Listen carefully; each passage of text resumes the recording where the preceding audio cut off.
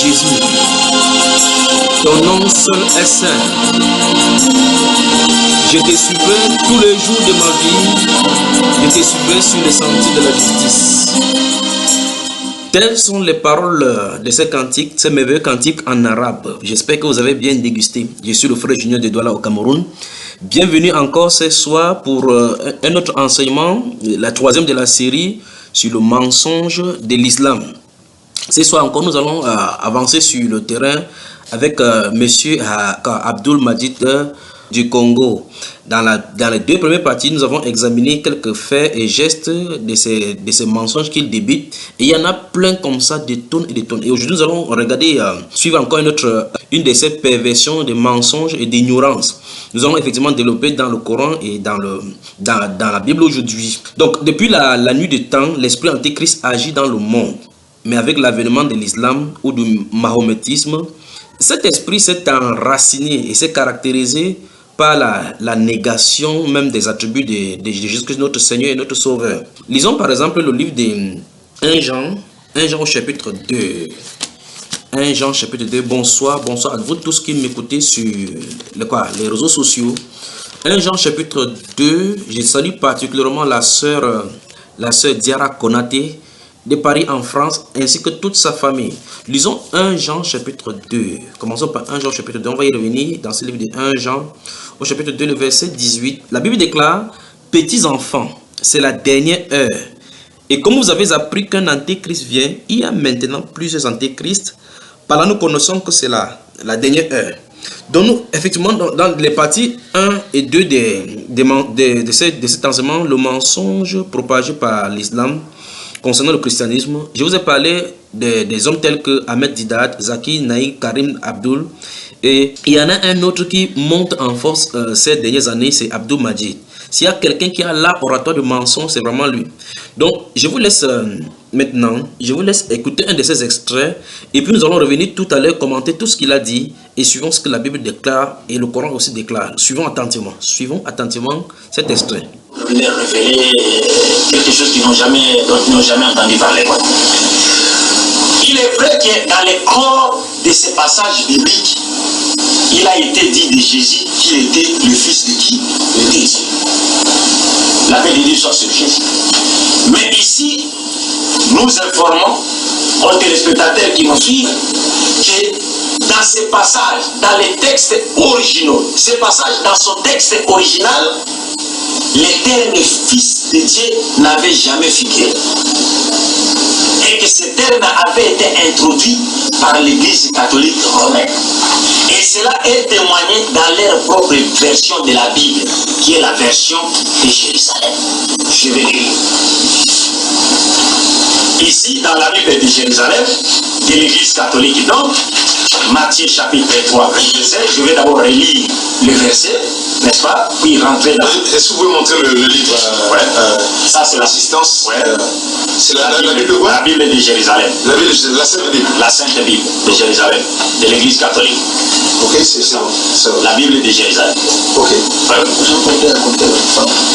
Nous sommes dans Matthieu chapitre 3, versets 16 à 17. Je lis d'abord le verset. Le verset dit ceci. Ayant été baptisé, Jésus aussitôt remonta de l'eau, et voici que les cieux s'ouvrirent. Et il vit l'Esprit de Dieu descendre comme une colombe et venir sur lui. Et voici qu'une voix venue des cieux disait: celui-ci est mon fils bien-aimé qui a toute ma faveur. Fin de citation. Et juste à la fin du verset 17, il y a une lettre, la lettre K, qui nous renvoie à la note explicative K, laquelle note est réservée à ce passage. La note K, j'ai lu. Cette parole, c'est-à-dire le verset ici, que nous avons lu, que j'ai lu ici, cette parole désigne d'abord Jésus comme le vrai serviteur annoncé par Isaïe. Toutefois, les termes de fils substitués à celui de serviteur grâce au double sens du terme grec païs, souligne le caractère messianique et proprement filial de sa relation avec les pères. Fin de citation. Qu'est-ce qui peut attirer, qu'est-ce qui doit attirer notre attention dans cette note explicative?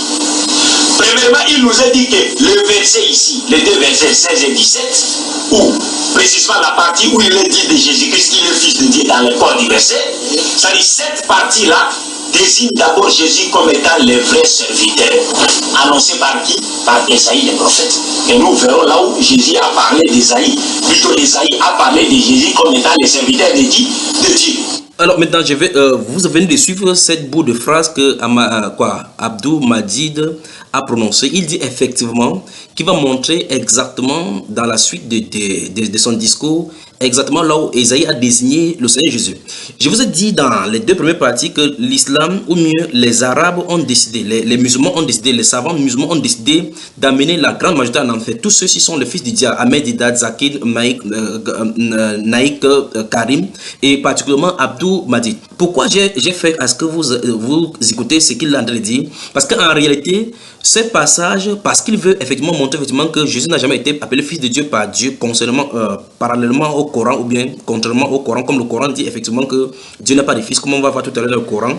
Il veut par là établir effectivement que dans ce Matthieu chapitre 3, le verset 16 et 17, il n'a jamais été fait mention du cas de tu es mon fils en qui j'ai mis mon affection. Donc la phrase tu es mon fils n'a pas été prononcée par Dieu, mais là il veut mettre un parallèle avec le livre d'Ésaïe au chapitre 42. Je vais vous laisser le soin de suivre effectivement qu'il prononce Ésaïe 42 et puis vous allez avoir confirmation effectivement que ces hommes sont des agents de Satan, parce que lui et Ahmed Didat et Zakir Naïk Karim ont démontré effectivement dans un document et dans les documents que les Mohammedans ont en leur position que dans ces Ésaïe 42, tout au long de Ésaïe 42, ils ont établi effectivement que il s'agissait de leur prophète, leur soi-disant prophète Mohammed.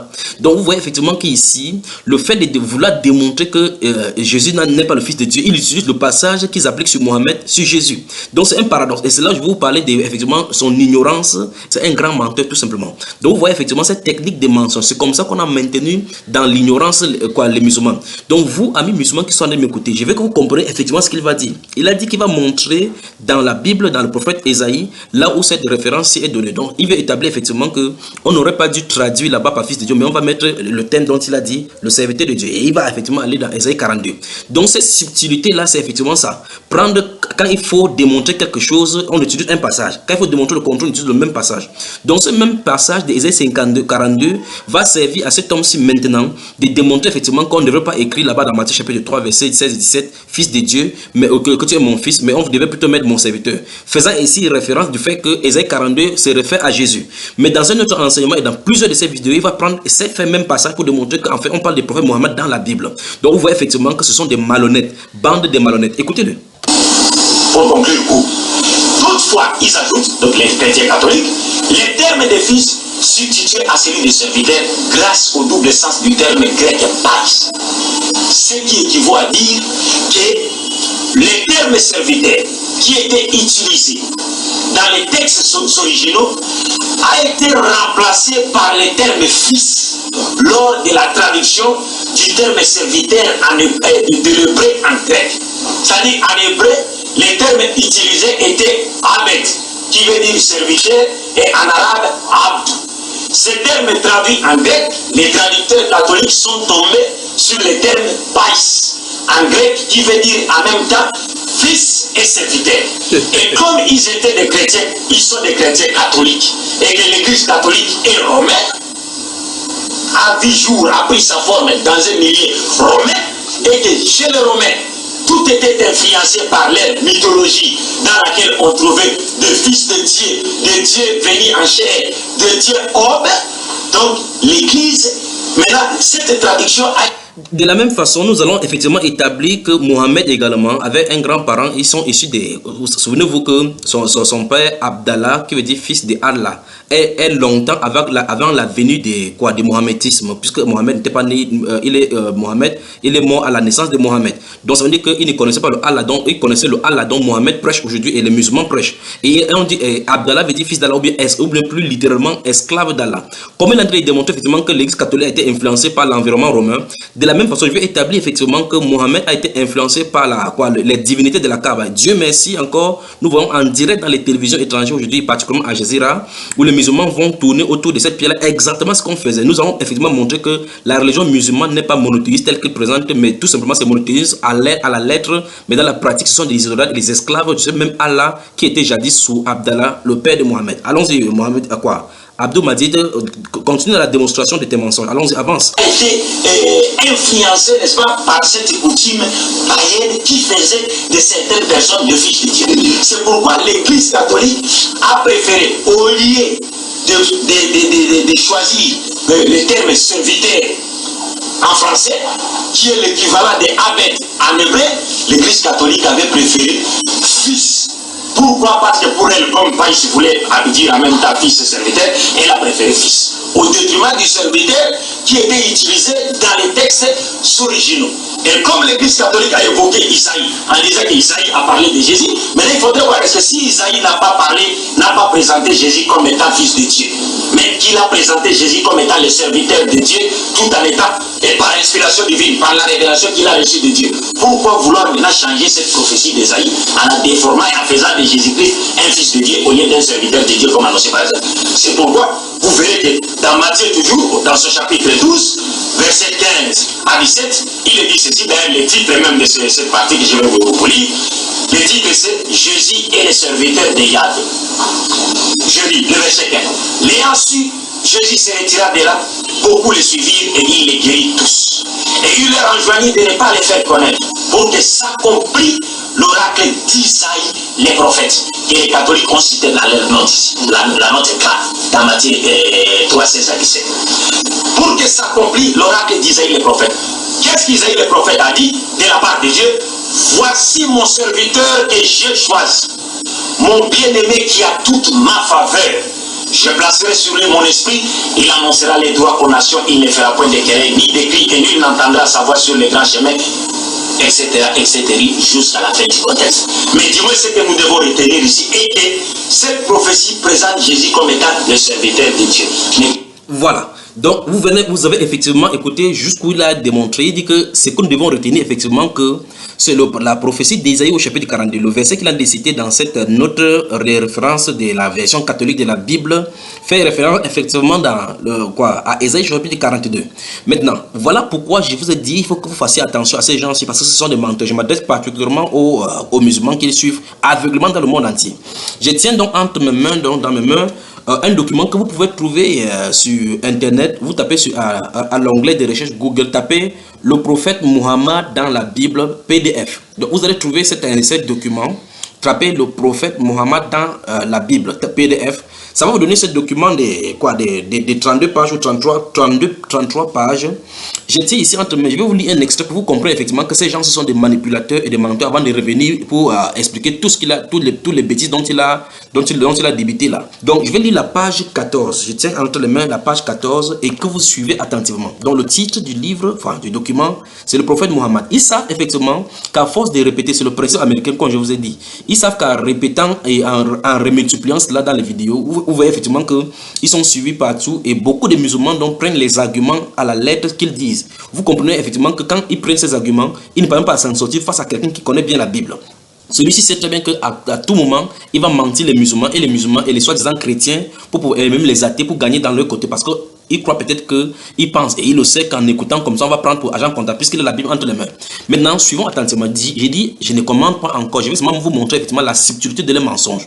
Il utilise ce livre de Matthieu chapitre 3 verset 16 et 17 puis Ésaïe 42 et il a dit lui-même que ce qu'on doit retenir c'est que le prophète Ésaïe met en relation ce verset de Matthieu chapitre 3. Je vais revenir pour commenter, pour montrer effectivement que ça n'a rien à voir justement. Mais je veux que vous compreniez, j'espère que je ne vais pas vite aujourd'hui, je veux que vous compreniez que dans le livre de Matthieu chapitre 3 verset 16 et 17 dont il parle, lui-même il a dit que ce qu'il faut retenir c'est que ce livre-là, ce verset-là fait référence à Ésaïe 42. Donc en réalité, d'après lui, on devrait mettre là-bas, celui-ci n'est pas mon fils, c'est pas mon fils bien-aimé en qui j'ai mis mon affection, mais on devait mettre mon élu ou mon serviteur en qui je me plais à demeurer ou bien j'ai mis mon affection.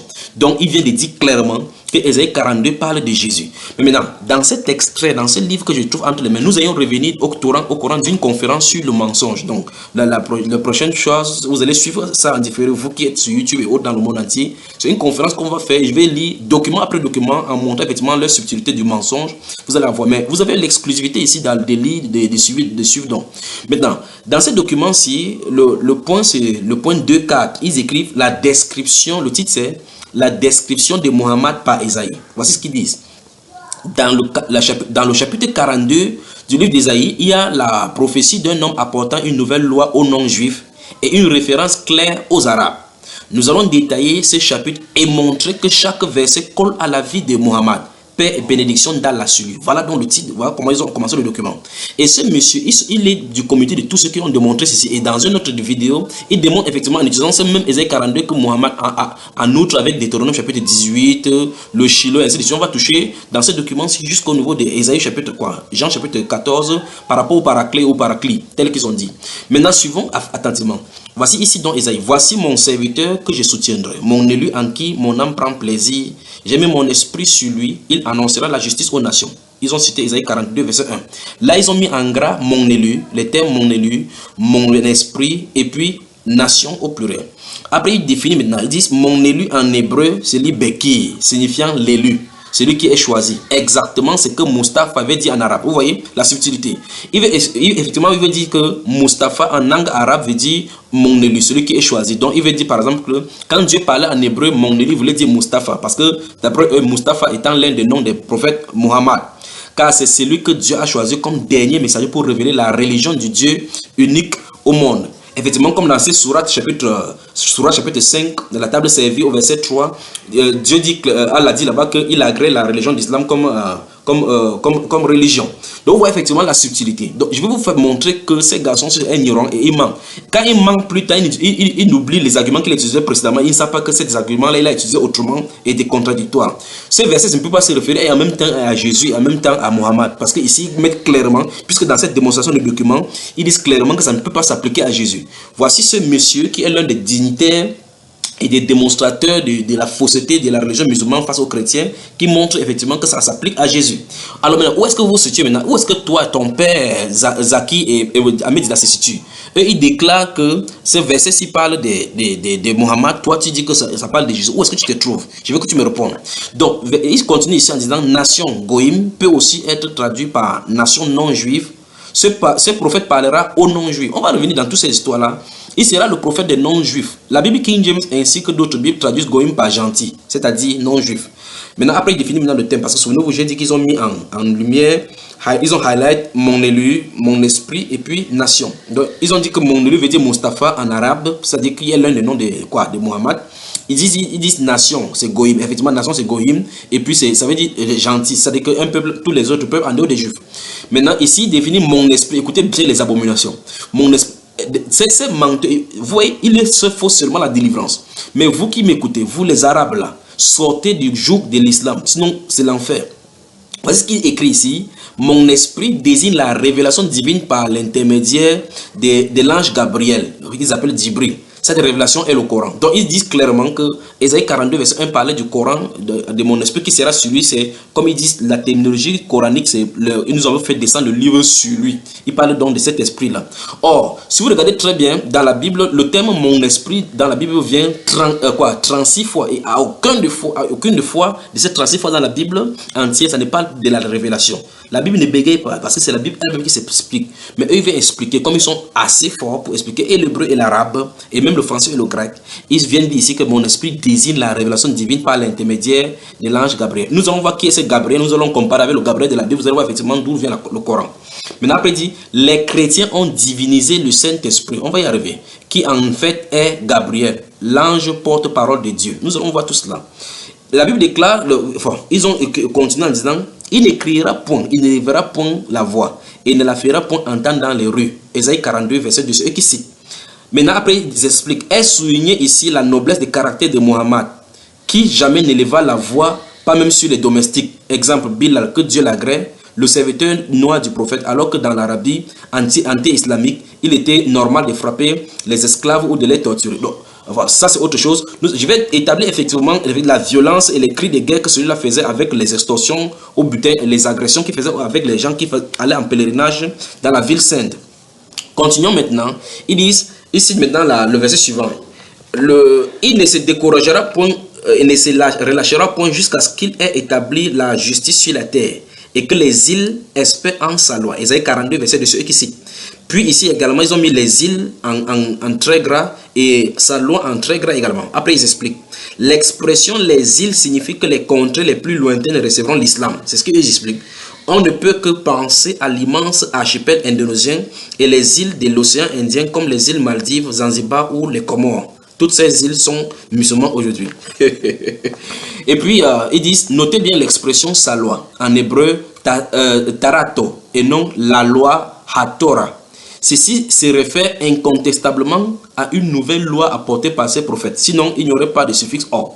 Or, aucun prophète n'est venu après Isaïe apporter une nouvelle loi hormis Muhammad. Donc je m'arrête ici pour vous montrer effectivement la subtilité. On va y revenir dans ce document. Je vais faire une briefing là-bas et on va voir lors de la conférence où j'ai invité beaucoup de personnes, y compris les musulmans. On va détailler ces documents en distribuant. On va lire verset par verset ou bien phrase par phrase et on va commenter jusqu'à la fin. Donc allez sur Google, tapez le prophète Muhammad dans la Bible. PDF, vous avez ce document de 33 pages, vous allez voir donc à la page 13-14 ce que je viens de lire. Mais je veux que vous voyez la subtilité de ces garçons. Donc, je vous laisse continuer Abdou Madi, continue avec ta démonstration. L'Église catholique, lorsqu'elle a voulu traduire l'évangile de Matthieu et l'évangile du pseudo-Matthieu Philippe, n'est-ce pas, en grec, elle a préféré plutôt les termes du Fils qui ne figuraient pas dans les textes originaux au détriment du terme serviteur. Et tout ceci, c'est parce que c'est avec raison, puisque la critique littéraire nous dit toute traduction est trahison de l'original. Donc l'Église n'a été victime que d'une mauvaise traduction et tous les chrétiens, n'est-ce pas, l'ont suivi dans son erreur. Je promets aussi de revenir sur le verset de Jean-Baptiste. Dans Jean chapitre 1, verset 34. J'avais lu ce passage où Jean disait à partir du verset 33 à 34, il a dit que parlant de Jésus, que je ne le connaissais pas. Mais celui qui m'a envoyé, baptisé d'eau, celui-là m'a dit, celui sur qui tu verras l'Esprit Saint descendre sur lui, quand tu seras en train de baptiser les gens, n'est-ce pas? C'est celui-là qui baptisera d'Esprit Saint. Et voilà. Une autre subtilité encore, comme j'ai dit dans les deux premières parties de cette série sur le mensonge de l'islam, vous remarquez effectivement que ces garçons, comme tant bien d'autres, comme je l'ai dit là-bas pour mettre les choses au clair, citent effectivement la Bible que nous avons. Nous aurons espéré peut-être qu'ils disent que toutes ces versions bibliques-là sont fausses totalement et qu'ils nous sortent les vraies versions où ils citent effectivement ce que Jésus a dit, ce que les disciples ont dit et ce que Allah a fait descendre sur Jésus comme les Injil. Nous aurons souhaité qu'ils aient cela, mais malheureusement, eux, ils n'ont pas. Ils n'ont aucune copie de la Bible qu'ils disent authentique. Ils ont seulement les accusations et les fables qu'ils ont conçues dans leur pensée des ténèbres encerclées par l'obscurité des ténèbres venant de Lucifer. Ils vocifèrent tout mensonge venant de l'enfer, des abîmes, des profondeurs des ténèbres pour pouvoir embrouiller les gens. Donc, vous voyez effectivement qu'ici, il a cité Jean chapitre 1. Donc, il reconnaît par là qu'effectivement, Jean-Baptiste, ces paroles-là est inspirées. Mais quand il va arriver sur la terminologie qui le dérange par rapport à la doctrine diabolique, il va effectivement corriger pour montrer que ce thème n'aurait pas figuré. Donc en réalité, l'un admet effectivement que ce livre-ci vient de Dieu, mais les hommes ont altéré de part et d'autre. Pourquoi? Parce que ça ne colle pas à leur doctrine. Nous allons voir ça tout à l'heure maintenant lorsque nous allons citer le Coran. Je vis et je témoigne qu'il est le Fils de Dieu. C'est ce qui est dit. Mais c'est vrai que c'est le terme Fils de Dieu que Jean avait prononcé de sa bouche. Et c'est vrai ça? Non. Je vais maintenant vous faire voir cette différence-là. Je vais avoir l'autre. Bon, il y a la première traduction que nous avons lue ici. La traduction Louis II, la première traduction, donc, la première version de Louis II, le verset 34, il est dit, et je vis et je rendis témoignage qu'il est le Fils de Dieu. Maintenant, dans la nouvelle version, et nous allons toujours nous référer dans les notes explicatives, avec des couleurs différentes. Oui, les couleurs différentes. Ça, c'est la nouvelle traduction. La nouvelle version plutôt est corrigée, augmentée. Il est dit ceci, le verset, toujours dans les corps, dit la même chose. Et moi, le verset 34, et moi, je vis et je rendis témoignage que c'est lui, le Fils de Dieu. Mais il y a une note, une lettre juste à la fin du verset qui attire notre attention, qui suscite notre curiosité. Et cette lettre nous envoie ici à la note de ce qu'elle est ça. C'est la lettre I. La lettre I, juste à la fin du verset. Et qu'est-ce qui est dit ici? La lettre I dit ceci. Quelques manuscrits portés, je rendis témoignage que c'est lui l'élu des cieux. Fin de citation. C'est-à-dire, on nous révèle que dans un autre manuscrit de cet évangile, les termes utilisés n'est pas le Fils, je vis et je rendis témoignage qu'il est le Fils de Dieu, mais plutôt Jean-Baptiste avait dit, je vis et je rendis témoignage qu'il est le lit de Dieu. Et rappelez-vous que lorsque Jésus était venu, et quand il a voulu confirmer sa messianité, comme l'avait dit les journalistes ici dans son introduction, il a répété, il a cité la prophétie d'Ésaïe 61. Il a repris cette prophétie dans Luc chapitre 4, versets 14 à 30. Reprenant cette prophétie, et dans cette prophétie, les termes utilisés, c'était celui de lui-même. Il a dit, l'Éternel m'a oigné, l'Éternel m'a élu, il m'a choisi, il m'a oigné, il m'a envoyé pour annoncer une année de grâce du Seigneur. Et c'est cela, les termes qui ont été utilisés dans un autre manuscrit. Mais il faudrait qu'on se pose la question de savoir pourquoi l'Église catholique ou les chrétiens ne nous proposent pas tous ces manuscrits. Ils nous proposent que des manuscrits qui ont été influencés, n'est-ce pas, par des coutumes païennes, comme le dit le Saint-Coran. Voilà, bonne démonstration de notre ami Abdul Majid. Donc maintenant, vous voyez effectivement qu'il a pris une version de Louis II où il était écrit effectivement dans cet autre passage des Jean, où Jean-Baptiste témoigne du Seigneur Jésus-Christ, où il a utilisé Fils de Dieu. Et puis il prend un autre Louis II, révisé et corrigé, où on a de cette fois-ci mis élu, qui satisfait maintenant sa curiosité. Et maintenant vous allez voir, et toi et Ahmed Didat et tous les autres, et même les traducteurs catholiques et autres tels que tu sais là, vous irez tous au même lieu parce que vous allez rendre compte à Dieu pour avoir cité et altéré toutes ces choses telles que tu as de démontrer. Mais ce qu'il veut faire, c'est ceci. Ce qu'il dit, c'est que nous voyons effectivement que là, il admet, comme il a pris la deuxième Louis II, cette revue est corrigée. Quand il a vu que la terminologie qui est utilisée là-bas n'est pas Fils de Dieu, alors ça concorde, ce passage-là proprement dit, concorde avec la doctrine musulmane qui veut que Dieu n'est pas un fils. Parce que dans la sourate 6, le verset 101, il déclare là-bas que le créateur des cieux et de la terre, comment aurait-il un enfant quand il n'a pas de compagne? Vous voyez, il pose des questions parce que c'est Allah ne connaît même pas de quoi il est question quand on appelle pas Fils de Dieu. Vous ne comprenez ni les origines, ni pourquoi on appelle Fils de Dieu. Vous pensez que son Allah, leur Allah dans ce Coran, le livre dans le Coran au chapitre 6 verset 101, il pense qu'on a dit, comme on parle d'un homme comme une femme, comme ayant des enfants. Et dans la sourate 2, le verset 116, ils disent Allah a adopté un fils, à sa transcendance ne plaise. Et au verset 17, il parle du fait que quand il dit que soit, et cela c'est ce qu'on appelle en arabe kun fayankun.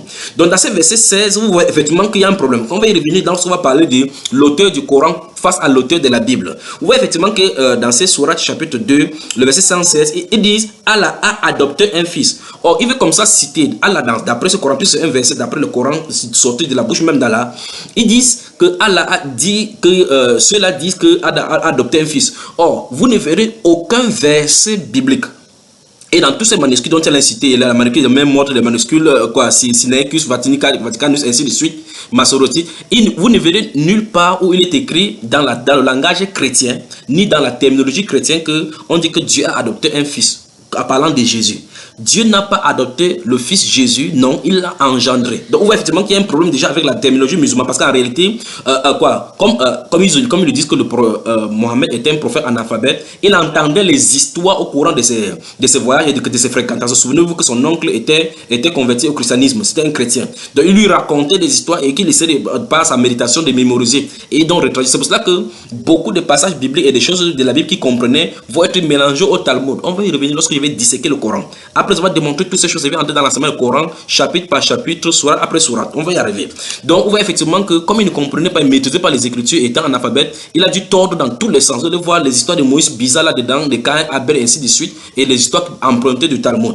Donc, nous voyons effectivement dans ces sourates, chapitre 2, verset 116, comme ils disent, Allah a adopté un fils, montre clairement que Allah ne connaissait pas la doctrine chrétienne. Au mieux, l'esprit Jibril qui a expliqué à Mohammed de révéler la parole d'Allah ne connaissait pas la doctrine chrétienne parce que, du moment de la vie de Mohammed, le chrétien disait que Dieu a engendré. Et c'est ce que nous allons regarder à l'intérieur. Maintenant, dans les sourates, allons-y dans la sourate 18 pour voir quelque chose avant d'y revenir. Sourate 18. Permettez-moi de trouver la sourate 18. Je vais lire les 6 premiers versets de la sourate La Caverne, dans la sourate 18. Qu'est-ce que ça dit? Écoutez très bien. Au nom de Allah, le tout miséricordieux, le très miséricordieux. Louange à Allah qui a révélé à son serviteur le livre exempt d'ambiguïté. Tu parles. Je vais revenir avec les ambiguïtés de ce livre-ci. Un livre d'une parfaite droiture. Tu parles. pour avertir d'une sévère punition venant de sa part et pour annoncer aux croyants qui font de bonnes œuvres qu'il y aura pour eux une récompense. Si c'était pour avertir cela, la Bible en a parlé depuis longtemps avant. Verset 3 de cette sourate 18, une demeure où ils séjourneront éternellement. Écoutez très bien, verset 4. Et pour avertir ceux qui disent Dieu s'est attribué un enfant. Donc ils disent que le Coran, si les versets, les sourates du Coran sont là pour dire aux gens, pour avertir de la fin du monde imminent, de la promesse du paradis et pour punir ceux qui, et ici au verset 4 dit, pour avertir ceux qui disent Dieu s'est attribué un enfant. Verset 5 dit, ni eux ni leurs ancêtres n'en savent rien. Quelle monstrueuse parole que celle qui sort de leur bouche. Ce qu'ils disent n'est que mensonge. Tu vas peut-être te consumer de chagrin parce qu'il se détourne de toi et ne croit pas en ce discours. Donc, Allah prophétise même que Mohammed, on ne devait pas croire en lui. Donc, nous voyons effectivement que d'après ces sourates chapitre 18, ces sourates de la caverne, verset 1 à 6, nous voyons effectivement qu'ils disent que Mohammed est là pour avertir ceux qui disent qu'Allah s'est attribué le fils. Or, vous, effectivement, vous regardez l'année d'inspiration de ces sourates, vous voyez effectivement que c'est longtemps après. C'est pour ça que nous allons parler également de la trinité musulmane face à la trinité catholique, telle que présentée par les catholiques. Lisons la sourate de la table servie. Lisons la sourate de la table servie dans le chapitre 5, sourate chapitre 5, avant de revenir. Bien aimé, que Dieu vous bénisse. Vous pouvez nous contacter, réagir, nous téléphoner. Nous sommes au Cameroun au plus 237 sourate chapitre 5, plus 237 6 94 01 94 40 6 94 01 94 40 ou bien le 6 75 87 41 21. Joignez-le également sur Skype. Le Skype c'est Junior c'est JUNHIORS avec le chiffre 3. Le Yahoo Mail également est disponible, c'est Junior de la même façon JUNHIORS@yahoo.fr. Je serai content de vous recevoir, de répondre à vos questions et de fournir des documents nécessaires, des preuves si j'ai avancé des choses qui ne vous semblent pas justes ou bien qui ne sont pas vraies. Posez des questions avec les documents à l'appui, je vais les en fournir. Que Dieu vous bénisse. Donc, je suis dans la sourate, la table servie. Je vais lire les versets 14 à 17. Suivez attentivement. Versets 14 à 17 dans la sourate 5, la table servie. Versets 14 à 17, qu'est-ce que ça dit? Les versets 14 à 17, écoutez très attentivement. Et de ceux qui disent, nous sommes chrétiens, nous avons pris leur engagement. Mais ils ont oublié une partie de ce qui leur a été rappelé. Nous avons donc suscité entre eux l'inimitié et la haine jusqu'au jour de la résurrection, et Allah les informera de ce qu'ils faisaient. Ô gens du livre, notre messager vous est certes venu, vous exposant beaucoup de ce que vous cachiez du livre. Écoutez bien, vous exposant beaucoup de ce que vous cachiez du livre, et passant sur bien d'autres choses. Une lumière et un livre explicite vous sont certes venus de Allah. Par ceci, Allah guide au chemin du salut. Regardez très bien, verset 16. Ils disent dans ce Coran, dans ces sourates, sourate 5, verset 7 dit, par ceci, Allah guide au chemin du salut ceux qui cherchent son agrément. Donc, le Coran vient comme ça guider au chemin du salut, alors que Jésus-Christ, d'après le livre qui est antécédent au Coran, avait déjà accompli le salut. Puisque dans Ésaïe 42, il est question de Jésus-Christ qui vient pour le salut. Maintenant, regardez. Dans ce même verset, il dit, et il les fait sortir des ténèbres à la lumière par sa grâce. Il les guide vers un chemin droit. Verset 17, 7 sont les mécréants. Je veux que vous compreniez bien ce verset 7 du chapitre 5 de sourate 5. Ils disent, 7 sont mécréants ceux qui disent, Allah est loin, fils de Marie. Donc d'après cette révélation, du verset 17, il veut dire que les chrétiens disent que Allah est Jésus. Donc Allah est Jésus. On va y revenir. Dit, qui donc détient quelque chose de Dieu pour l'empêcher s'il voulait faire périr loin, fils de Marie, ainsi que sa mère et tous ceux qui sont sur la terre. À Allah seul appartient la royauté des cieux et de la terre et de ce qui se trouve entre les deux. Il crée ce qu'il veut et Allah est omnipotent. Souvenez-vous, dans la version que je suis en train de lire, c'est écrit là-bas en français Dieu, mais je lis Allah parce que c'est un dessin que je lis ainsi. Je prononce Allah pour qu'il sache effectivement que le Allah de la Bible, du Coran, n'est pas le Dieu dont la Bible parle. En fait, c'est clair dans les discours que celui-ci tient. Donc, qu'est-ce que nous pouvons voir? Nous pouvons donc comprendre jusqu'ici, parce que nous parlons de ces mensonges particulièrement autour de Jésus, fils de Dieu, pour que, comme la Bible nous a prévenu, les antichrists étaient dans le monde depuis les époques des apôtres pour enseigner un autre évangile. Maintenant, l'Antéchrist a décidé de créer sa propre religion et il fait effectivement tout et tout pour descendre les attributs donc, du Seigneur Jésus-Christ. Maintenant, lisons donc ce que la Bible nous a dit longtemps avant la naissance de Mohammed et de ses alliés pour nous prévenir des hommes comme ceux que nous avons lu maintenant, ce monsieur que nous avons vu maintenant. Commençons dans 1 Jean au chapitre 4. Je vous avais dit dès le départ que nous devions y revenir. 1 Jean chapitre 4. Lisons les versets 1 à 3 avant d'entrer dans tout ce qu'il a dit là-bas pour démontrer par rapport aux catholiques. Les catholiques sont vos amis, ne vous inquiétez même pas parce que c'est entre vous que parlez des divinités étrangères, des salades, des halats, ainsi de suite, des samad. C'est vous qui parlez des trinités. Je vous ai dit que la doctrine catholique, les catholiques ne sont pas des chrétiens. Les chrétiens sont des chrétiens, les catholiques sont des catholiques, les témoins de Jéhovah sont des témoins de Jéhovah. Donc c'est à vous de voir, à vous votre religion comme votre Coran le dit. Donc 1 Jean chapitre 4 dit, bien-aimés, n'ajoutez pas foi. Nous sommes dans 1 Jean chapitre 4, le verset 1 et suivant. 1 Jean chapitre 4, le verset 1, je vais d'abord lire le verset 1 jusqu'à 3, puis je vais aller au verset 14 à 15. Bien-aimés, n'ajoutez pas foi à tout esprit, mais éprouvez les esprits pour savoir s'ils sont des dieux. Car plusieurs faux prophètes sont venus dans le monde. Nous y voilà. Reconnaissez à ceci l'esprit des dieux. Tout esprit qui confesse Jésus-Christ venu en chair est des dieux. Vous voyez, tout esprit qui confesse Jésus-Christ venu en chair est des dieux. Et tout esprit qui ne confesse pas Jésus n'est pas de Dieu. C'est celui de l'Antéchrist dont vous avez appris la venue et qui est maintenant dans le monde. Donc nous voyons effectivement que depuis le temps des gens connaissaient ces choses-là qu'il y avait les gens. Mais maintenant, le summum, le maximum de cet Antéchrist-là, c'est dans la religion musulmane. Et plus tard, l'Antéchrist en personne va venir. Lisons le verset 14. Le verset 14 dit quoi? Et nous avons vu et nous attestons que le Père a envoyé le Fils. Dans la religion musulmane, c'est un blasphème d'appeler même Dieu le Père. Parce qu'en fait, c'est normal qu'Allah ne soit pas le Père parce qu'il n'est pas d'abord Dieu pour commencer. Donc nous voyons effectivement qu'ils ont peur d'appeler Dieu le Père. C'est pas étonnant qu'ils n'ont pas de relation avec lui. Pas étonnant qu'ils ont peur de l'appeler Père. L'apôtre Pierre, Jean qui a vécu longtemps, le dernier des apôtres, et qui a marché avec le Seigneur Jésus-Christ, dit ici, bon, je vais revenir avec les questionnements à Medida et tous ses acolytes. Enfin, Ahmed Juda, il est mort, sa part c'est terminé, et il est à 2 mètres sous terre. Remarquez bien ici, je m'adresse à celui-ci qui est vivant encore avec ses acolytes. Il dit ici, et nous avons vu et nous attestons que le Père a envoyé le Fils. Verset suivant dit, comme sauveur du monde. Souvenez-vous de la deuxième partie de série sur le mensonge. Comme sauveur du monde. Verset 15 dit, celui qui confessera que Jésus est le Fils de Dieu, Dieu demeure en lui et lui en Dieu. Donc, à partir d'ici, nous pouvons comprendre effectivement que Dieu ne demeure pas, en fait, eux-mêmes refusent effectivement que Dieu ne peut pas demeurer en un être humain. Donc, c'est une abomination pour eux, puisqu'ils ne connaissent pas d'abord le Saint-Esprit. D'après ce document qui vient, ils ont dit que les chrétiens ont divinisé le Saint-Esprit en lui attribuant, alors que le Saint-Esprit, c'est le Dibril. Donc, vous voyez effectivement que Satan vous a trompé, vous êtes dans une obscurité terrible. On va y revenir avec les hadiths qui parlent des lavements, des perpètes et puis des appels à la prière, des Satan qui demeurent dans le nez pour rappeler à Mohammed, votre prophète là. Donc ici, la Bible nous déclare clairement que celui qui confesse que Jésus est le Fils de Dieu, Dieu demeure en lui et lui en Dieu. Voilà le mystère de la vie chrétienne, mon cher ami. Comme je vous ai dit, je vous ai parlé que la vie chrétienne, c'est la divinité dans l'humanité. Parce que votre Dieu est tellement grand qu'il ne peut pas s'approcher de la création. Parce qu'il est tellement grand. Et vous dites clairement que votre Dieu là, il est tout puissant. Il est tout puissant sauf du fait qu'il peut se rabaisser jusqu'à la création. Si vous dites que votre Dieu est tout puissant et que vous dites parallèlement qu'il ne peut pas se rabaisser au niveau de la créature, ça montre qu'il n'est pas tout puissant. Parce que s'il est tout puissant, il peut se rabaisser au niveau de la créature en étant toujours tout puissant. Voilà le mystère de la vie chrétienne là maintenant, mes chers amis. Donc, continuons ici au chapitre 5 de ce même livre, 1 Jean, chapitre 5. Lisons d'abord le verset 1. Le verset 1 dit que quiconque croit que Jésus est le Christ est né de Dieu. Et quiconque aime celui qui l'a engendré, aime aussi celui qui est né de Dieu. Vous voyez effectivement qu'on a utilisé le terme engendré, c'est que aime celui qui l'a engendré. Donc nous disons ici que Jésus-Christ a été engendré par Dieu.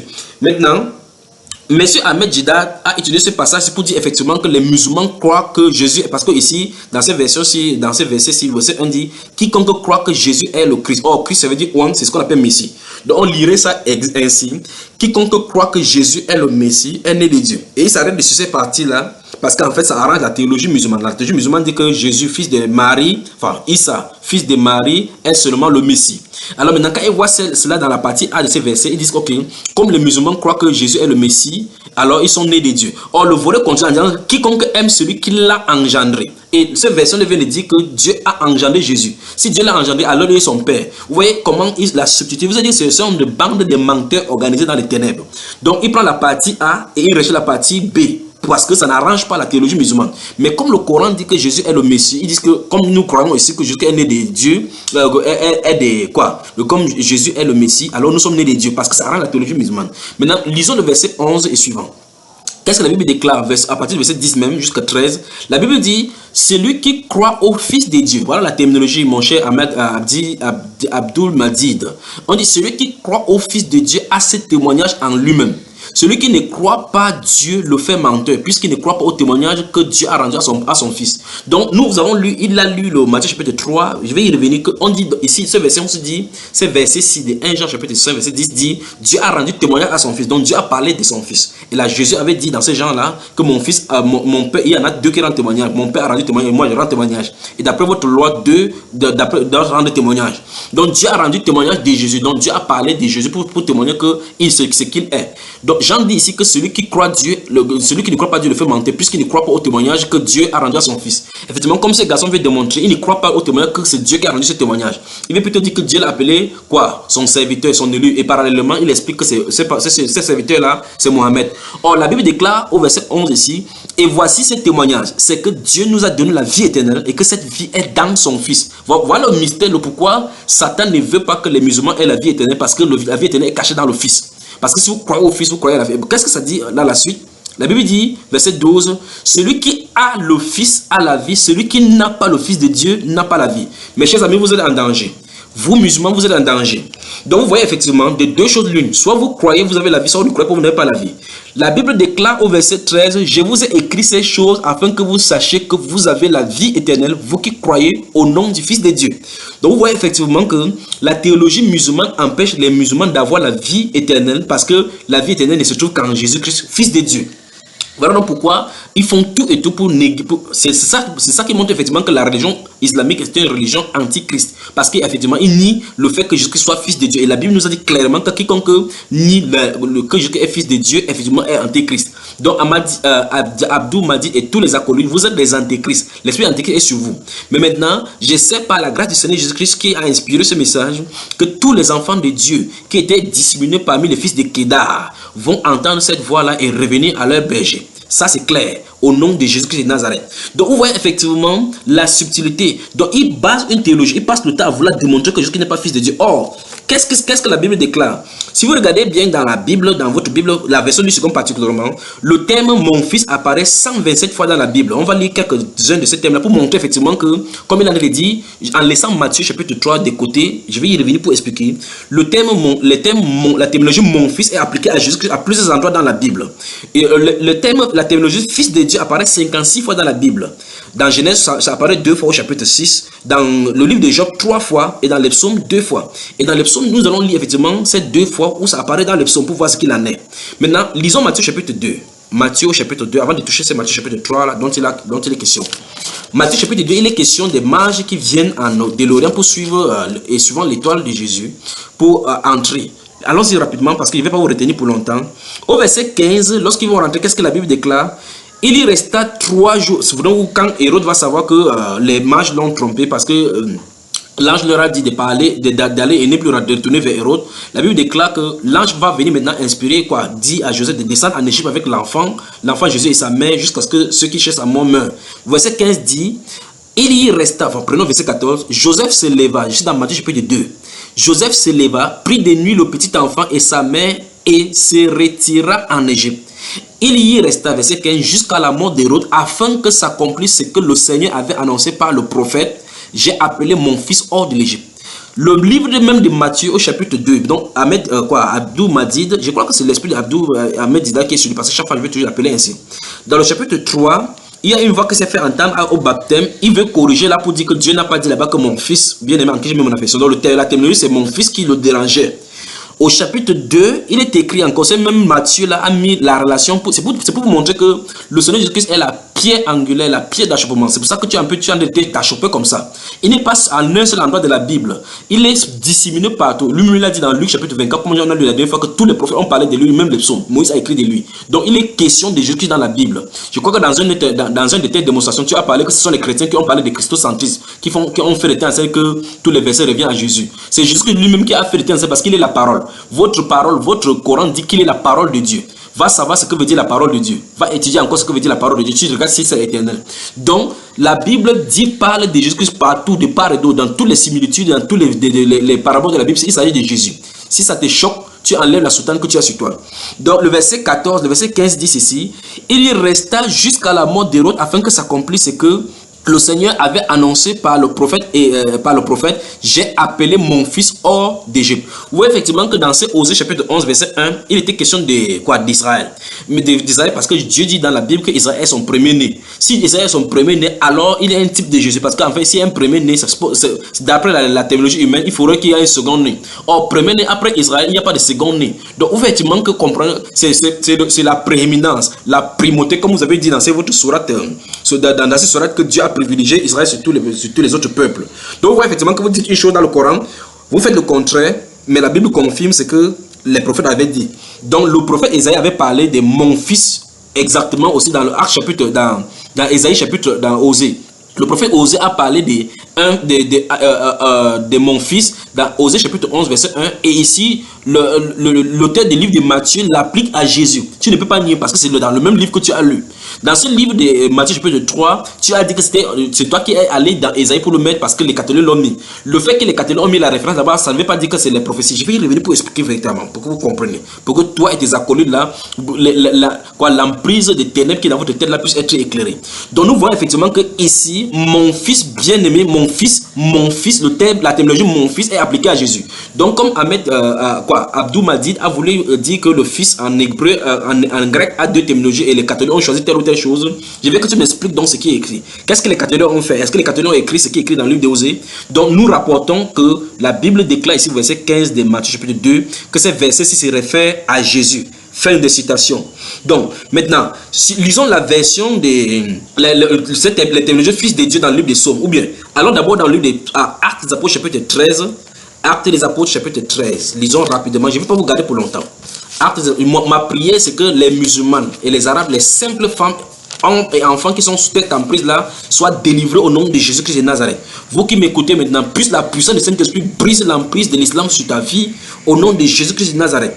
Dans Actes des Apôtres chapitre 33, lorsque l'apôtre Paul va parler au verset 33, parce que dans la deuxième partie, souvenez-vous qu'il avait cité ça, le verset 23. Je vous ai dit, il a cité le verset 23 parce que là-bas, il veut parler de Jésus-Christ comme étant le sauveur d'Israël. Maintenant, allons au verset 33. Je suis seulement ces pas pour corriger ces bêtises. Le verset 33 dit, Dieu l'a accompli pour nous, leurs enfants, en ressuscitant Jésus, selon qui est écrit dans le psaume 2e, tu es mon fils, je t'ai engendré aujourd'hui. Or, l'apôtre Paul cite ici le psaume 2. Regardons bien ce psaume-là. Comme tu dis que ce sont les catholiques qui ont ajouté, je veux que tu me dises si c'est les catholiques qui ont écrit le psaume 2 également. Dans le psaume 2, il dit, je vais démonter tous vos bêtises, vos mensonges que vous racontez aux gens pour les faire passer de la lumière, pour l'empêcher de comprendre les ténèbres, la lumière de l'évangile et pour les amener dans les ténèbres de l'islam. Psaume chapitre 2 dit, pourquoi ce tumulte parmi les nations, ces vaines pensées parmi les peuples? Et vous voyez effectivement que l'apôtre Pierre va expliquer ce même passage-ci dans Actes chapitre 4 lorsqu'il va parler des Pilates et des Ponce et d'Hérode qui ont arrêté Jésus. Le verset 2 dit, pourquoi les rois de la terre se soulèvent-ils et les princes se liguent-ils avec eux contre l'Éternel et contre son oint? Vous voyez effectivement, oint ici c'est Messie. Oint ici c'est Messie et il s'agit de Jésus. Brisons leurs liens, délivrons-nous de leurs chaînes. Celui qui siège dans les cieux rit, le Seigneur se moque d'eux, puis il leur parle dans sa colère, il les épouvante dans sa fureur. C'est moi qui ai oint mon roi, donc il oint son roi, sur Sion, ma montagne sainte. Je publierai le décret. L'Éternel m'a dit, ça c'est Jésus-Christ dans la bouche de quoi? Jésus, c'est le Christ dans la vie de David, dans David qui parle. Tu es mon fils, je t'ai engendré aujourd'hui. Ahmed Didat, comment il s'appelle celui-là? Abdul Madid, je te défie donc maintenant, je te lance le défi de me montrer ici que dans l'original ce n'est pas écrit tu es mon fils. Je t'ai engendré, je te lance dans le défi. Cherche dans les manuscrits, fais donc une autre vidéo et démontre-moi que ce n'est pas écrit tu es mon fils, je t'ai engendré aujourd'hui. Nous pouvons également lire Hébreux chapitre 1 verset 5 et Hébreux chapitre 5 verset 5. Maintenant, vous voyez effectivement que c'est ce passage qui est reporté, que l'apôtre Paul rapporte dans Actes chapitre 13 verset 33. Pas étonnant que votre théologie pour descendre Jésus-Christ a d'abord eu à descendre l'apôtre Paul Saul de Tarse en disant que c'est un homme qui dirait avoir vu Jésus-Christ, qui raconterait et qui a détourné le message originel de Jésus parce qu'il avait la révélation. Votre haine contre lui va tomber au nom de Jésus-Christ. Verset 8 dit, demande-moi et je te donnerai les nations pour héritage, les extrémités de la terre pour possession. Tu les briseras avec une verge de fer, tu les briseras comme le vase d'un potier. Et maintenant, roi, conduisez-vous avec sagesse, juge de la terre, recevez instruction. Servez l'Éternel avec crainte et réjouissez-vous avec tremblement. Baisez le fils de peur qui ne s'irrite et que vous ne périssiez dans votre voie, car sa colère est prompte à s'enflammer. Donc on dit clairement et on dit heureux tous ceux qui se confient en lui. Lui ici est mis pour fils et sa colère est mis pour fils. Et toi et vous connaissez effectivement que c'est dans l'eschatologie musulmane, il est question de Issa qui va descendre du ciel pour résoudre le problème du Dajjal. Donc c'est lui qui va juger la terre, les vivants et les morts. Vous savez, c'est la voilà donc ça qui est écrit. Et si on l'appelle fils, va effacer ça dans l'original. Donc, nous voyons effectivement que l'apôtre Paul, connaissant, étant juif, mieux encore, connaissant l'écriture, connaissant Dieu, le Dieu d'Abraham, le Dieu d'Isaac et le Dieu de Jacob, pas le Dieu de Mohammed, connaissant toutes ces écritures là-bas, a cité et a placé les choses dans leur contexte. Qu'est-ce que la Bible déclare encore dans Hébreux chapitre 3? Lisons Hébreux chapitre 3. Hébreux chapitre 3. Vous pensez que vous allez continuer à garder les gens dans la captivité? Souvenez-vous, je vous ai dit dans les deux premières parties que Jésus n'est pas venu pour sauver tout le monde entier. Il est le sauveur du monde, pas venu sauver toute l'humanité. Non, il est venu sauver ses brebis. Donc, tous ceux qui sont de ses brebis vont entendre, ils vont sortir des chevaux là-bas. Hébreux, lisons Hébreux chapitre 3. Hébreux chapitre 3, lisons le verset 1 jusqu'au verset 6. Écoutez très attentivement. C'est pourquoi, frères saints, qui avaient part à la vocation céleste, considérez l'apôtre et le souverain sacrificateur de la foi que nous professons. Jésus qui a été fidèle à celui qui l'a établi, comme le fut Moïse dans toute sa maison. Car il a été jugé digne d'une gloire d'autant supérieure à celle de Moïse, que celui qui a construit une maison a plus d'honneur que la maison même. Chaque maison est construite par quelqu'un, mais celui qui a construit toute chose, c'est Dieu. Pour Moïse, il a été fidèle dans toute la maison de Dieu comme serviteur. Écoutez très bien. Pour rendre témoignage de ce qui devait être. Dans un autre enseignement, il va revenir lorsque ce même garçon démontre que dans leur fausseté, que Jésus n'a jamais été comparé à Moïse. Voici un livre qui compare effectivement Moïse, son appel, son œuvre à celui de Jésus. Verset 6 dit, mais Christ l'est comme fils sur sa maison, et sa maison c'est nous. Pourvu que nous retenions jusqu'à la fin la ferme confiance et l'espérance dont nous nous glorifions. Donc nous voyons effectivement que la Bible déclare ici que Christ a été établi comme fils sur sa maison. Voilà pourquoi dans ce psaume-là, il a dit que tu es mon fils, tu es engendré aujourd'hui. Et dans Ésaïe chapitre 53, il dit effectivement que par le travail de son âme, il va justifier beaucoup d'hommes. Donc, Madoud, Abdou, Madid, toi et tes acolytes, tu peux prendre n'importe quoi, démontrer, t'amuser avec les catholiques, prendre leur version, lire la lettre K qui est dedans. La lettre K n'est pas la parole de Dieu. Les paroles qui sont inspirées à l'intérieur sont celles de Dieu. Maintenant, la Bible déclare quoi? La Bible déclare quoi? Si vous lisez le livre de Matthieu chapitre 17 verset 1 à 6, parce qu'il a pris le chapitre 3 de Matthieu où Jésus a été baptisé et une voix s'est fait entendre. Expliquons d'abord, je crois que je vous ai retenu longtemps dans ce domaine-là. Expliquons d'abord le pourquoi dans ce Matthieu chapitre 3, verset 16 et 17, ces garçons compliquent en disant que ça devrait être écrit mon élu en qui j'ai mis mon affection. Quand bien même les catholiques ont mis la lettre K ou n'importe quelle lettre et faisaient référence au livre d'Ésaïe, cette citation n'est pas une citation prophétique, mais c'est une confirmation de Dieu dans ce Matthieu chapitre 3, verset 16 et 17. Car il ne cite pas un passage des prophéties d'Ésaïe. Donc c'est vous, avec vos théologiens, de la même façon comme les catholiques qui essaient d'appliquer cela à Isaïe. Quand Dieu veut citer un prophète, il cite exactement ce que le prophète a dit. Tout à l'heure, nous avons lu dans Matthieu chapitre 2, verset 15, afin que ça accomplisse ce qui a été dit, j'appelais mon fils hors de l'Égypte. Effectivement, vous voyez que c'est comme ça que c'est cité dans l'Ancien Testament. Donc vous voyez effectivement que c'est cité, j'ai appelé mon fils hors de l'Égypte. Or, ici, il n'y a pas de passage dans la Bible où il est écrit, tu es mon fils, je t'ai engendré aujourd'hui. De cette façon, tu es mon élu, tu t'es engendré aujourd'hui. Ce n'est pas écrit comme ça. Dans le psaume 2, tandis qu'on a lu, il a dit, tu es mon fils, je t'ai engendré aujourd'hui. Donc, maintenant, qu'est-ce que la Bible déclare? Il y a ce que Dieu a dit, c'est que les prophètes ont réclamé, les authentiques personnes ont entendu. Lisons Matthieu chapitre 17 et je vous pose encore la question. Matthieu chapitre 17, Ahmed Didat et ses acolytes là. Matthieu chapitre 17 raconte encore une autre histoire où Dieu, parce que Jésus-Christ a dit là-bas, dans 1 Jean, nous avons lu aujourd'hui que celui qui a le Fils a ce témoignage en lui-même. Et si quelqu'un n'a pas ce témoignage, c'est parce qu'il fait Dieu de mentir, parce que des témoignages que Dieu a rendu à son Fils. Regardons le témoignage que Dieu a rendu à son Fils. Donc si Matthieu chapitre 3 crée ambiguïté, alors au chapitre 17. Matthieu chapitre 17, vous pouvez également lire la même chose là dans Luc chapitre 9, le verset 35 où Jésus-Christ il fait mention du fils là-bas et mon élu. Donc dans les deux possibilités sont encore là. Donc mon élu et mon fils sont mentionnés dans Luc chapitre 9, le verset 35. Donc lisons Matthieu chapitre 17 pour voir ce qu'il en est. Verset 1 à 6. 6 jours après, Jésus prit avec lui Pierre, Jacques et Jean son frère, et il les conduisit à l'écart sur une haute montagne. Il fut transfiguré devant eux, son visage resplendit comme le soleil et ses vêtements devinrent blancs comme la lumière. Et voici Moïse et Élie leur apparurent, s'entretenant avec lui. Pierre, prenant la parole, dit à Jésus, « Seigneur, il est bon que nous soyons ici. Si tu le veux, je dresserai ici 3 tentes, une pour toi, une pour Moïse et une pour Élie. » Comme il parlait encore, une nuée lumineuse les couvrit et voici une voix fit entendre de la nuée ces paroles. Celui-ci est mon fils bien-aimé en qui j'ai mis toute mon affection. Écoutez-le. Donc vous voyez effectivement que cette parole-ci est similaire à ce qui a été dit dans Matthieu chapitre 3. Donc effectivement c'est Dieu qui a rendu ces paroles-là. Qu'est-ce qu'il avait dit à ce menteur, à ces bandes de menteurs? C'est que Matthieu chapitre 3 verset 16 et 17 ne se réfère pas à Isaïe 42. Parce que ce n'est pas une prophétie qui a été citée, c'est une voix nouvelle qui sort du ciel. Dieu ne vient pas parler, c'est pour citer la Bible. Quand il vient, c'est pour donner une autre révélation. Et chaque fois, c'est comme ça. Maintenant, regardons le témoignage de Pierre. Le livre de Pierre. Voilà. Donc, deuxième épître de Pierre, au chapitre 1, les versets 12 jusqu'au verset 17. Qu'est-ce que ça dit? Prenons jusqu'au verset 18 même.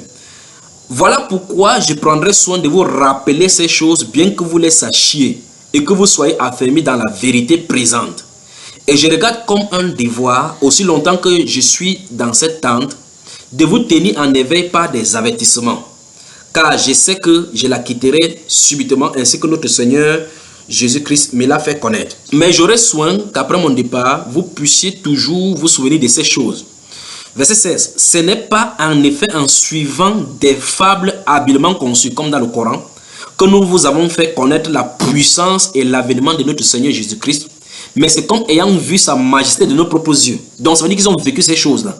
Verset 17. Car il a reçu de Dieu le Père honneur et gloire quand la gloire magnifique lui fit entendre une voix qui disait, celui-ci est mon fils bien-aimé en qui j'ai mis toute mon affection.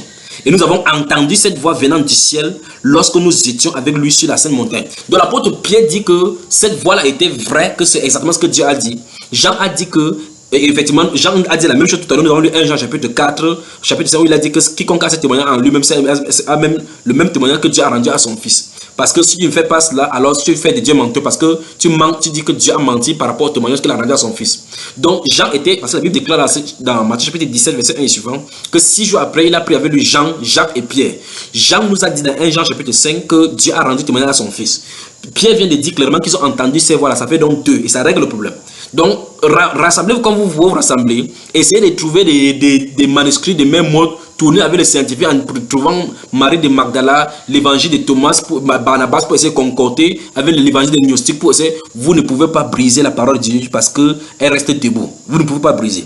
Maintenant, qu'est-ce qu'on peut dire jusqu'ici? On peut dire jusque-là que l'esprit antéchrist qui a commencé depuis le 1er siècle a grandi jusqu'à a pris fruit dans le territoire de l'islam pour montrer effectivement l'antagonisme qui a toujours eu lieu entre Isaac, le fils bien-aimé de Dieu, qui a été engendré, celui le bien-aimé qui devait être sacrifié. Cet antagonisme-là a continué dans la sémence jusqu'à sortir au niveau de l'islam. Mais ce n'est pas tout le monde qui est dans l'islam. Continuons. Ce n'est pas tout le monde qui est dans l'islam.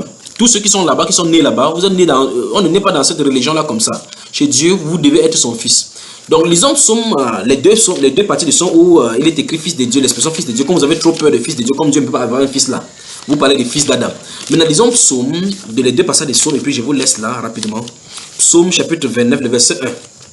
Comme pour toi, le fils de Dieu, mon fils est devenu maintenant le serviteur, là, mon serviteur. Je veux que tu me dises ce qu'il est écrit ici également. Dans l'original, psaume chapitre 29, le verset 1 seulement. Je vais lire seulement le verset 1 là-bas. Qu'est-ce que ça dit? La Bible déclare, psaume de David, fils de Dieu, rendez grâce à Dieu.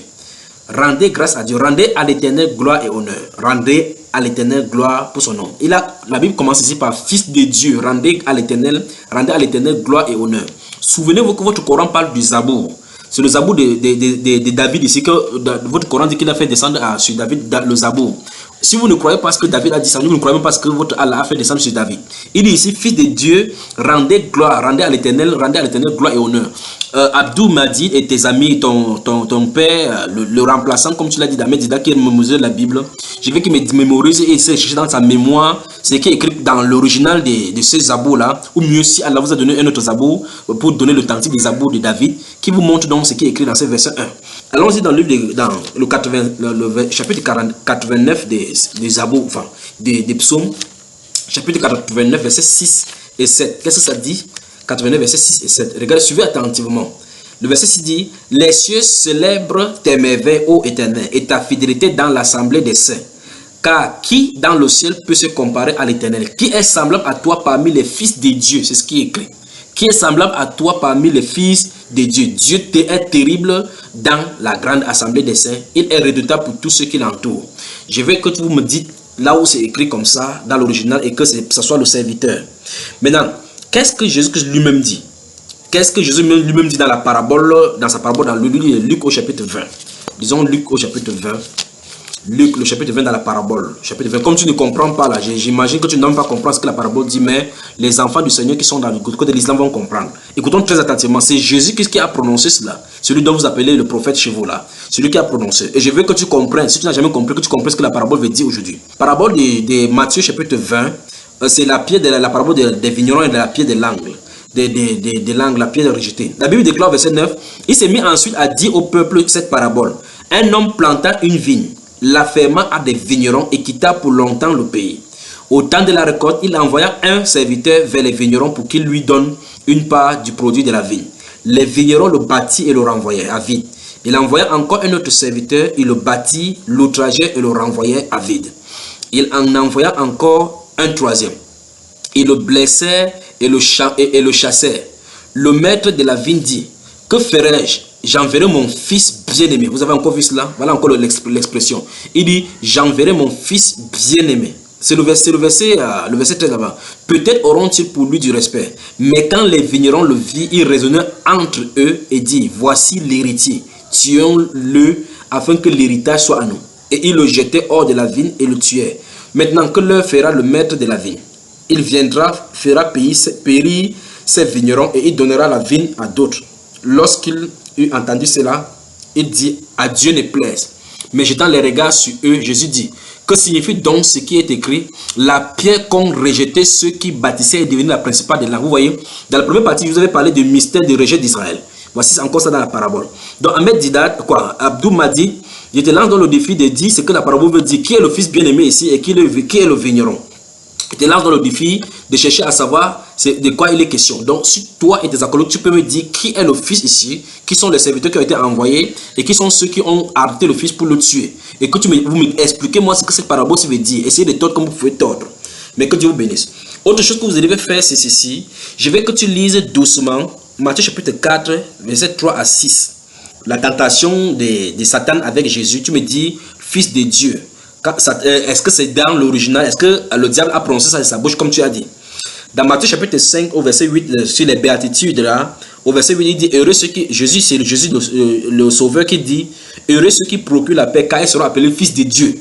Je veux que tu me dises si oui ou non Jésus a prononcé fils de Dieu, c'est sorti de sa bouche. Tu me donnes l'original où c'est écrit. Dans Matthieu chapitre 8 verset 29, dans le chapitre 14 verset 33, dans le chapitre 26 verset 63, dans le chapitre 27 les versets 40, 43 et 54. Je veux que tu me dises. J'ai seulement pipé quelques passages comme ça. Je pourrais t'embrouiller et t'embrouiller vraiment avec toi et tes acolytes là-bas avec des versets bibliques. Mais je ne veux pas te constiper comme ça. Prends ces quelques versets, va méditer et puisse le Seigneur juste se révéler à toi. Souvenez-vous également de Matthieu chapitre 11, le verset 25 et suivant, où Jésus a dit que personne ne connaît le Père si ce n'est le Fils ou celui à qui le Fils veut le révéler. Après, il va dire au verset 28 que venez avant vous tous qui est fatigué et chargé. Donc, si tu es fatigué de chercher, tu ne peux même pas voir la vérité. Désarme-toi, mon cher ami, parce que c'est la connaissance que tu as ne te servira à rien. Le salut est à nul autre qu'en Jésus-Christ. Voilà pourquoi je vais conclure avec ce livre de Romains. Romains chapitre 1. Romains, le chapitre 1. Qu'est-ce que l'apôtre Paul va dire? Il dit: Paul, serviteur de Jésus-Christ, appelé à être apôtre, mis à part pour annoncer l'évangile de Dieu, qui avait été promis auparavant de la part de Dieu par ses prophètes dans les Saintes Écritures. Voilà ce qui a été promis qui devait être fait. Et qui concerne son fils, né de la postérité de David selon la chair, et déclaré fils de Dieu avec puissance selon l'esprit de sainteté par sa résurrection d'entre les morts. Jésus-Christ notre Seigneur. Voilà ce qui est clair. Jésus-Christ est déclaré fils de Dieu par la puissance du Saint-Esprit, par l'esprit de la sainteté. Pas étonnant que vous, les musulmans, on ne peut pas avoir cet esprit, on ne peut pas déclarer que Jésus est fils de Dieu, parce qu'en réalité, la Bible déclare que c'est quelqu'un à l'Esprit de Dieu en lui, c'est lui, ceux-là qui sont conduits par l'Esprit, le Saint-Esprit, qui sont fils de Dieu. Or, votre Djibril a annoncé à Mohammed, il est rentré, lui, dans l'obscurité. Pas étonnant donc qu'il ne peut pas avoir aucun de ces gens-là chez vous. Donc, vous, les musulmans, vous, particulièrement, Ahmed Didat, il est là, Abdou Madid et Zaki Naïk, tu peux encore te repentir. Vous pouvez encore vous repentir. L'Esprit de Dieu est disponible encore pour vous. Repentez-vous tout simplement. Repentez-vous et il viendra vers vous.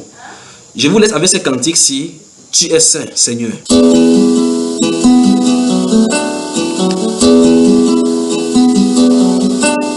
دخلت قدس أقداسك دخلت بدم الحمل جئت أختبر نار روحك جئت أمتلئ بمجدك يا أبي أحبك ربي أعبدك يا أبي أحبك ربي أعبدك لأنك قدوس قدوس يا رب لأنك قدوس قدوس يا رب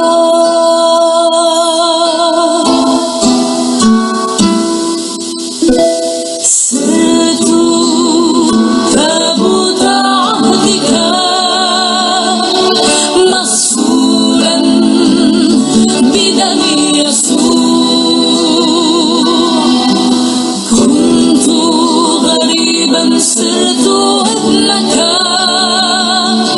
تقدست تقويت بحبك يا أبي أحبك ربي أعبدك يا أبي أحبك ربي أعبدك لأنك قدوس قدوس يا رب لأنك قدوس قدوس يا رب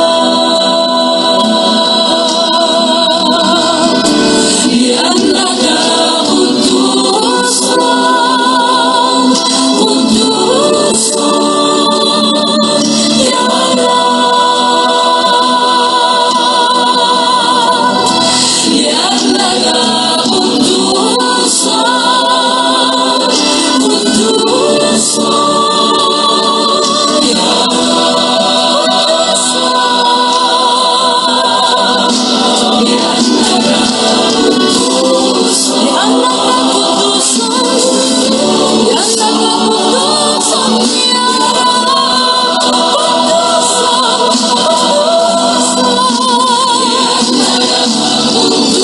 قدوس قدوس يا رب لأنك